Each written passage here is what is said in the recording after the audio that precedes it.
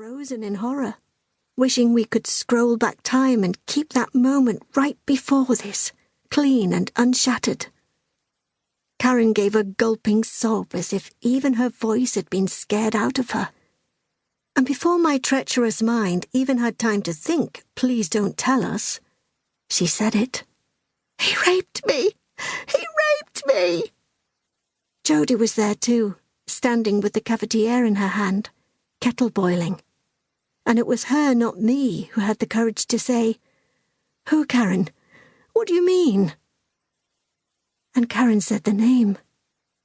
And then she fell to her knees dramatically, as if her legs were giving way. Her hair was bunched up, clumped as if someone had been grabbing it. A trickle of blood ran down her thigh, coming to rest on the slate tiles of my kitchen floor. Later, when the police were done, I would scrub it, but it would never truly shift. I said before I was not ready to hear what Karen had to say, bursting into my kitchen and collapsing in front of me. But really, how could you ever be ready for a thing like that? Earlier that day. "Do I have to, Mum?" "Of course you do. What else would you do?" My to-do list was revolving in my head.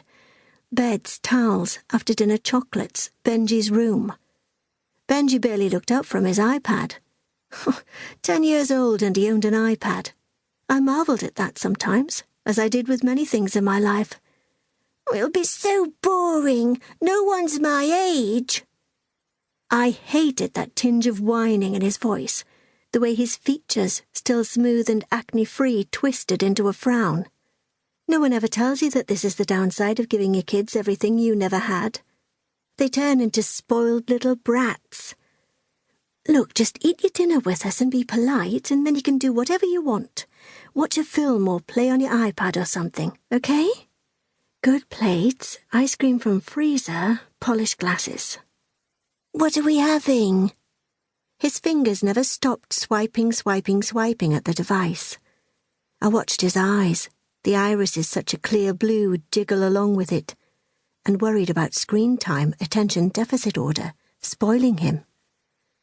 "I'm doing tagine, couscous salad, that sort of thing." Although now I'd planned the menu and ordered the Ocado shop and the lamb and vegetables were sitting in piles on the chopping board in front of me, I worried it was too easy. Benji groaned. "Oh, I hate Moroccan." I felt the words bubble in my mouth. When I was your age, I'd never even heard of Moroccan.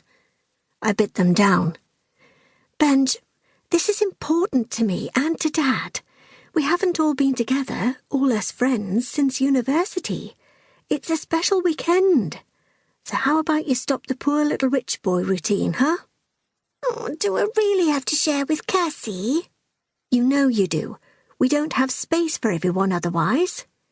"But Cassie always wakes me up. She's on her phone all night. The light shines in my eyes." The list in my head was unravelling. I glanced at the clock. Bugger, I had to leave in less than an hour. Why did I have to meet Vix today of all days? "I'll tell her not to then. Is your room tidy for Auntie Karen?" "Yeah." He reached for the packet of kettle chips and I batted his hand away. "You've just had lunch. Why don't you go and play, Benj?" "Play what?" I was sure at his age I'd been more self-sufficient than this. I had to speak to Mike about taking away his iPad. I added that to the mental list under check loos, light candles, and all the other things I had to do before they arrived. Oh, why did I always run out of time? I offered a sop to my son. "Listen, you know Bill, who's coming? He goes fishing all the time in Sweden. I bet he'll show you how if you ask nicely." One blue eye cocked at me over the iPad screen. I had him.